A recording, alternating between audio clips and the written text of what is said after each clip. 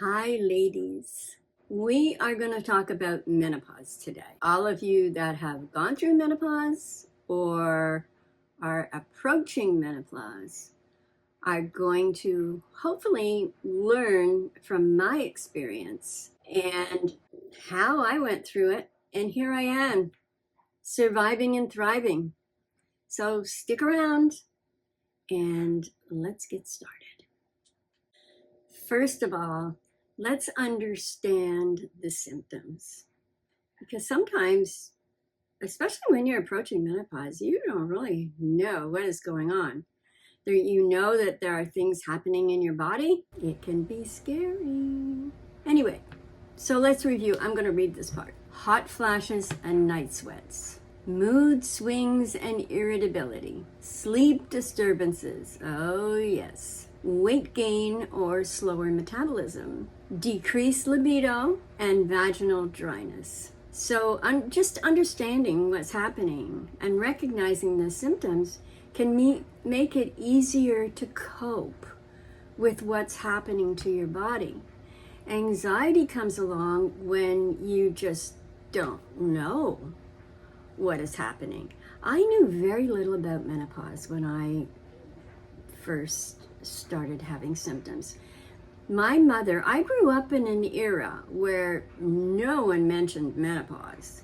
It was a no-no. I just watched my own mother. She would get hot flashes, I knew that. And I know there were days when she was really very sad. And she would tell me that she would just go out, ride the bus. Back in the day, that's what we had, buses where I grew up. And just ride the bus from one end to the other just to get out and get a change of scenery. But it's a shame that women didn't share their experiences. And I'm hoping that that's going to change, and more people are doing that today. I notice it's been quite the thing in the news. I started when I was about, I guess, in my late 40s. The average age to go through menopause when you have not had a period for 1 year is 51. And I hit that right on the nose.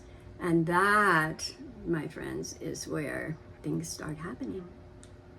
One of the ways of coping is to eat and maintain a healthy diet. Now, isn't that what you do anyway? No, not always, right? We all have our foods that we like that aren't healthy, me included. We want to eat nutrient-rich foods, which is basically a lot of calcium and vitamin D, dairy products, leafy greens, spinach, broccoli, kale, that kind of thing.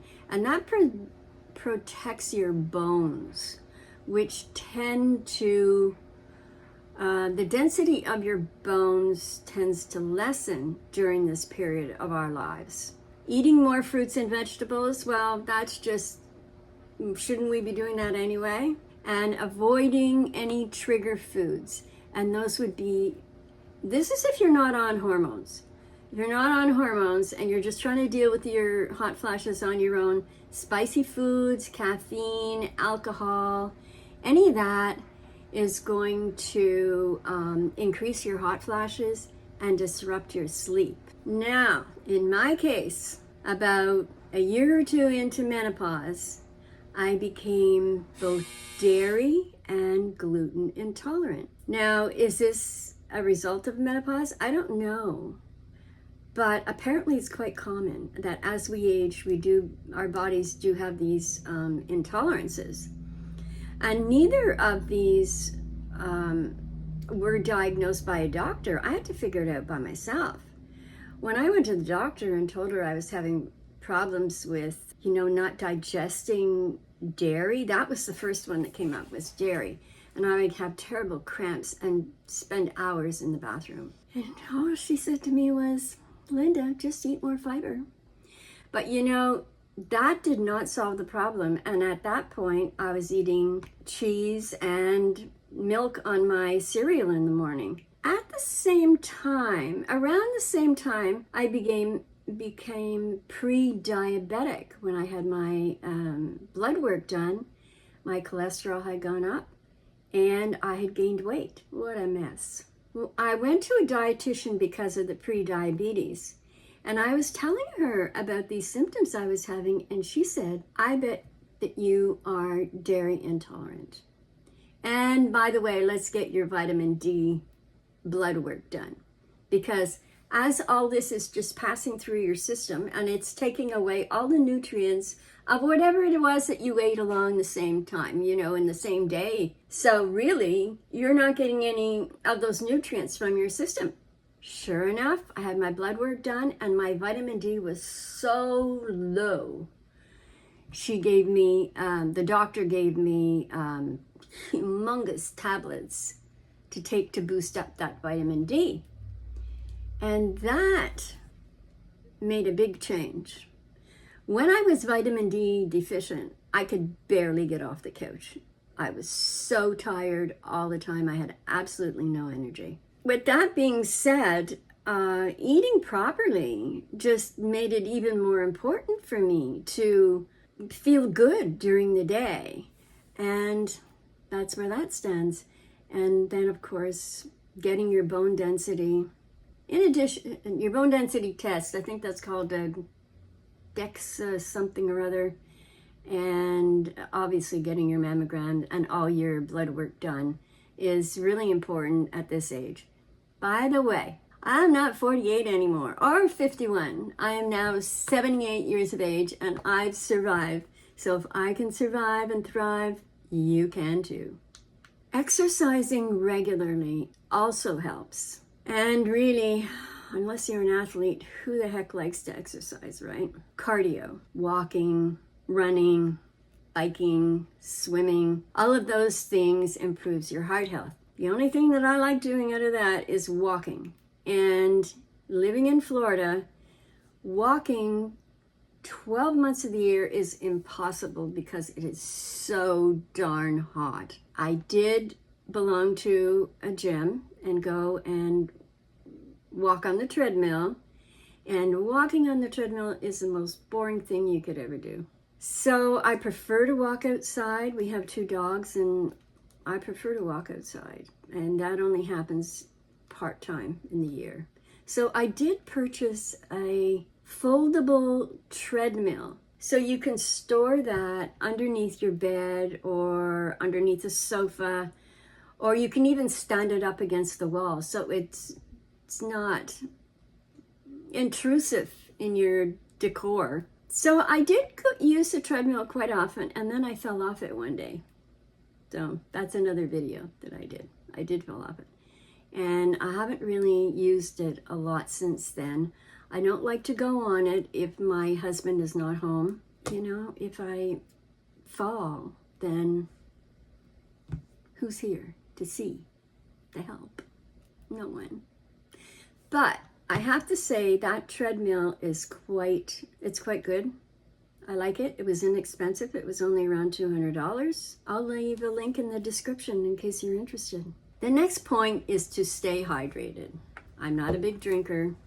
Never have been. It's good for your skin. Obviously there's so many positive things when your body is hydrated, and it helps with bloating and any of those hormonal changes that are going on in your body. But I do struggle with that, and I carry a bottle of water around with me wherever I am. And at the doctor's suggestion, he did recommend that I add electrolytes to my water, because apparently with electrolytes, it actually increases the amount of hydration that you get from drinking if you add the electrolytes. Well, because I have this wonky stomach, these things did not agree with me at all. I mean, they taste nice. They're very good, really. I only used a small portion, but they did not agree with me whatsoever, and I just couldn't use them. But I'll leave a link in my description below so that if you choose to do it, it's a good way of increasing your hydration. The following 2 categories are ones that go together as far as I'm concerned. managing hot flashes, and hormone therapy or other treatments. Now, if you are not taking hormone replacement therapy, I guess, layering your clothing to make, when you're having a hot flash, then it makes it easy for you to just remove something from your body, or then when it dissipates, you'll have clothing that you can add. These portable fans, that go around your neck, I see women wearing those. I see men wearing them also. Maybe that would be helpful. Deep breathing techniques where you inhale for a certain amount of time and then hold and then exhale. And that apparently does help with the hot flashes or the intensity of the hot flashes. For hormone replacement therapy, it's really taken a bad rap because the study that was done years ago has been proven to be incorrect, where it said that women on hormone replacement therapy increased their risk of breast cancer and other horrible things that were happening. So a lot of women who were on HRT got off and then struggled to cope with the hot flashes. In my particular case, honestly, you wouldn't have wanted to be my husband. We had just moved from Canada to the United States, to Virginia, and we just got married when we moved to Virginia. I started a new job, which was really demanding. Moved into a new house, did not know anyone other than one person. I knew one person. I was having the worst night sweats and hot flashes all day and all night. It was so bad. Plus, I had these horrible mood swings. It was awful. I pity my husband for tolerating me during that period of time, because I would just fly into a rage for no reason. I mean, there were all these reasons, we had moved, new job, new people, new location, etc., etc. I mean, that's enough to set you off. But then when you're going through menopause at the same time, it was like a stick of dynamite. The neighbor that I had next door to me, she and I got to talking one day, and she was talking to me about hormone replacement therapy, natural, bioidentical hormones. So I did a deep dive into that and started researching, what were the risks. There was very little to compare the chemical hormone replacement therapy to the bioidentical. There have been very few studies done on that. But the ones that were done appeared to be safe. And I spoke to my doctor about it. I was going to nurse practitioner at the time.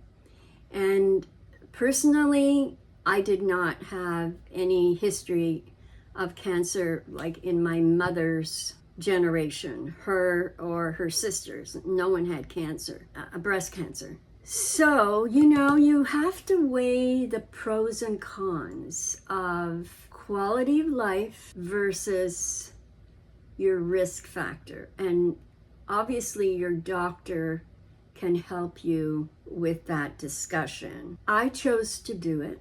And over the years, a lot of my doctors, although they would prescribe the hormone replacement, the bioidenticals for me, they really didn't understand them and were really stuck on this study that hormone replacement therapy was very bad for you. And they would encourage me to go off of it. And I tried multiple times to stop. And those hot flashes and all those symptoms would just come right back, raging back. And I said to myself, I am not living this way. If this takes 5 years off my life, 2 years off my life, so be it. My advice to you, or I encourage you to speak to your doctor about this bioidentical hormones. There's a lot more known about it now, and there's a lot of information out there, and it just may be a solution for you. Check it out. The next topic on the agenda here is mental health and stress management. Now, who doesn't need that anyway, regardless of whether or not you're going through menopause? Mindfulness practices like meditation, journaling, that kind of thing is said to be helpful for mood swings and irritability. I started a journal multiple times and it's just not my thing. A lot of people do it and just love it, so maybe that's an option for you. Therapy and support groups. I've not done that either because I didn't honestly feel that I needed it. I've been on bioidentical hormones since I was 51 or 52, and I'm 78 now. So I'm very healthy. My life is sort of on an even keel. I'm not really irritable, although I do get impatient. I have to say, I do get impatient when things aren't moving along fast enough. So I didn't do any of that. But what I did do, which has helped me tremendously, is to maintain social connections. All my family lives in Canada. I do have a group chat going on daily with my two sisters. And we talk about all kinds of things. We share recipes. We do all kinds of. For each city that I've gone to, I've participated in some way or another in whatever was going on in the community. When we lived in California, I was on the board of a theater group, which I really loved. And I met some wonderful people, and we had a lot of social activities. And then when we moved to Florida, I joined a women's community service group here in Florida. And that has brought a lot of joy into my life also. And I've met so many wonderful people. That's okay if you're an extrovert, but what do you do if you're an introvert? I don't know. The only suggestion I would have is do your best to get out and socialize and make friends, even if it's only one friend that you can get together with and have coffee or a glass of wine or go to the movies.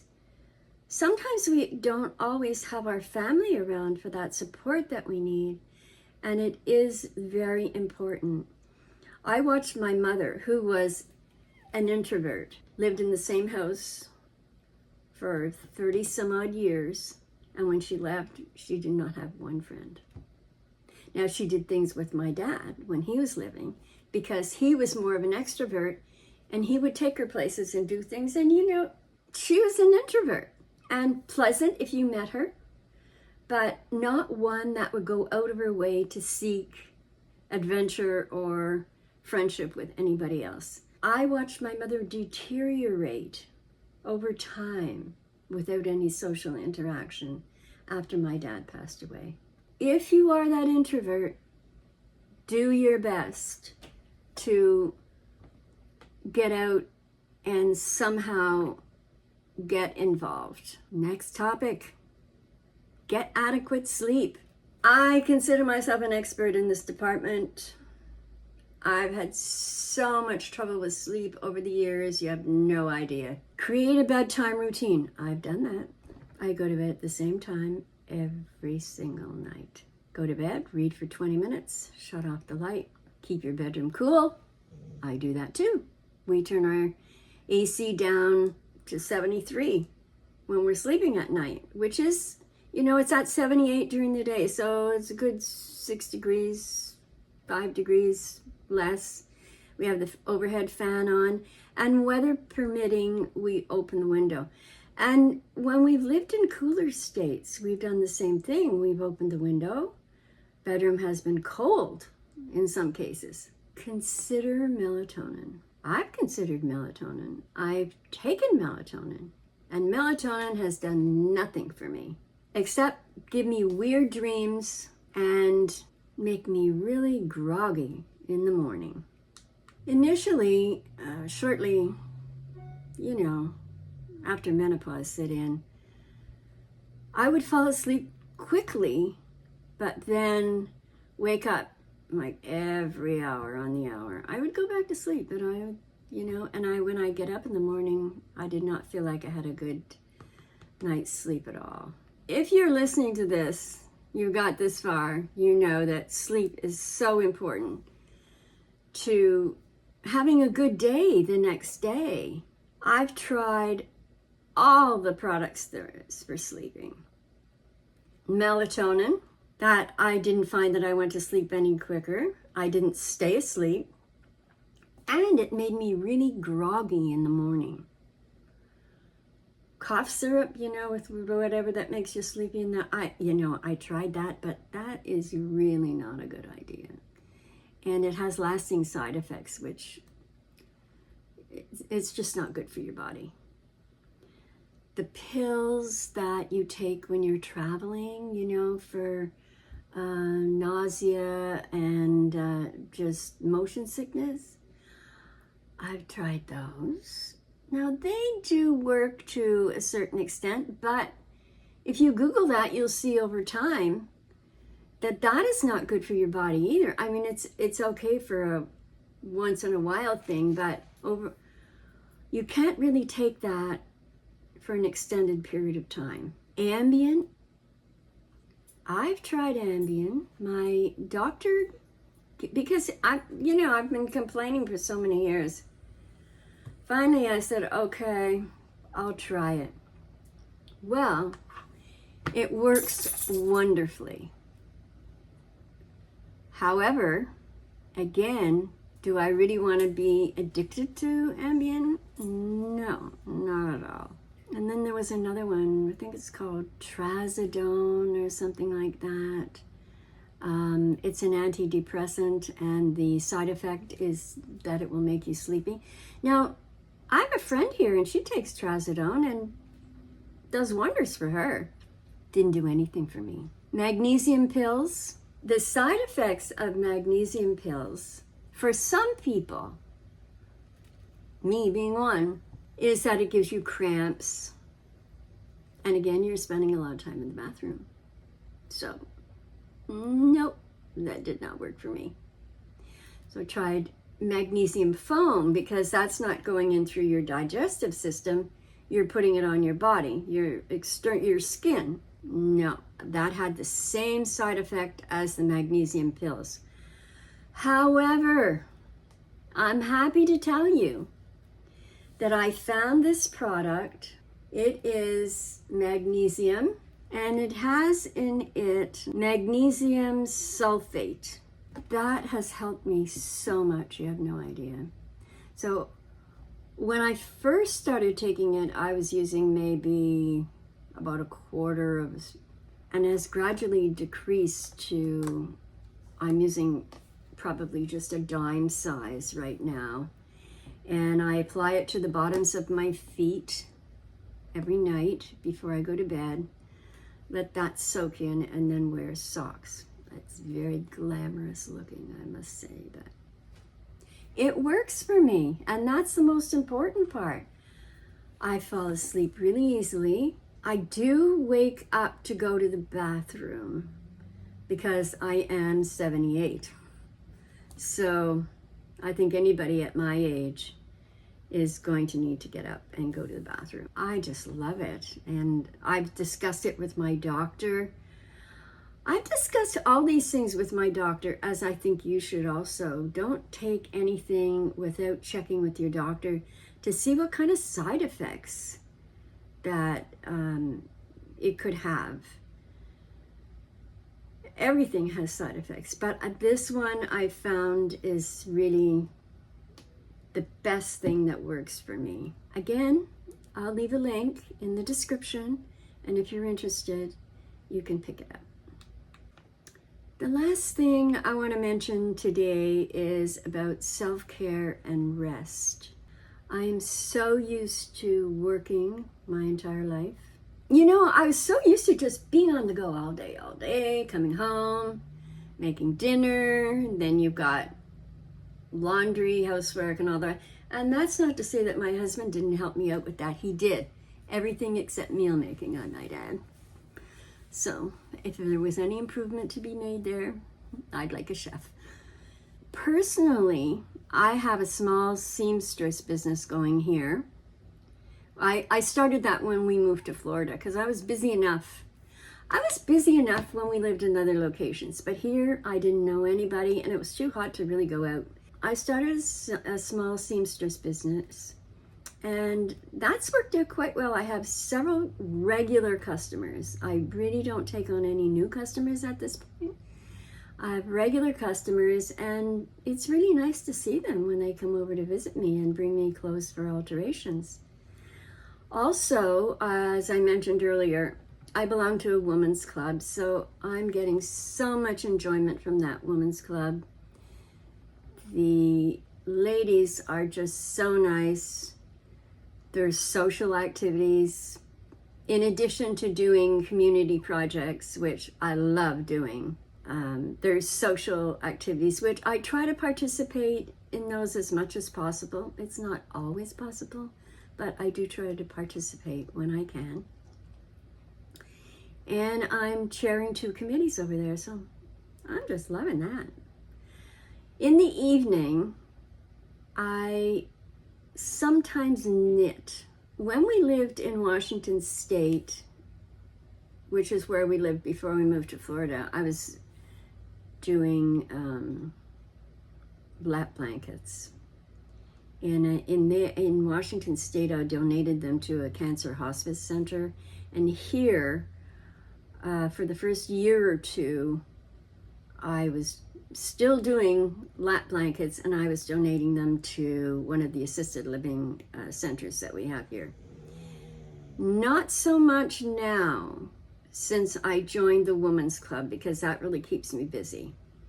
And then also, I started this YouTube channel in the hope that it will contribute to our retirement plan. My husband is younger than myself. He's still working. And it's really tough retirement these days. You just can't live on Social Security. You need other sources of income. And I thought, why not? Your life can have meaning as you age, but you just have to work at it. Thank you for listening to me today. I hope that you've learned a few things from my experiences and will continue to watch my channel. Please subscribe.